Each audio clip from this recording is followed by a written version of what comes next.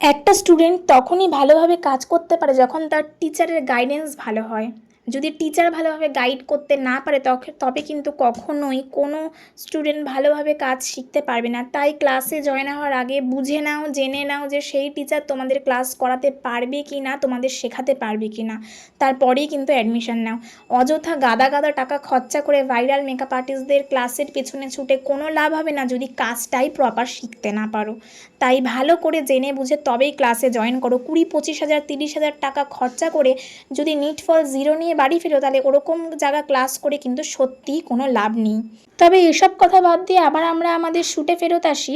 দেখো, আজকে কিন্তু পুরোটাই আমাদের একটা প্যাকেজ শ্যুট ছিল, আর এই পুরো প্যাকেজটাই নিয়েছিল সঙ্গীতা। যেহেতু তখনও মডেলিং সবে সবে শুরু করবে ভেবেছিল এবং নিজের প্রোফাইলটা প্রফেশনালভাবে তৈরি করবে ভেবেছিল, তার জন্যই কিন্তু আমাদের কাছ থেকে ও ফুল প্যাকেজের শ্যুটটা নেয় এবং সেখানে অ্যাজ আ মেকআপ আর্টিস্ট হিসাবে আমি ছিলাম তাকে পুরো রেডি করার জন্য, এবং ফটোগ্রাফারও ছিল প্রফেশনাল। তো দেখো, আর এই শ্যুটটা তো তোমরা দেখেই নিয়েছো আউটপুট কেমন বেরিয়েছে। আর এটা হচ্ছে গিয়ে সেদিনকার ব্লগ।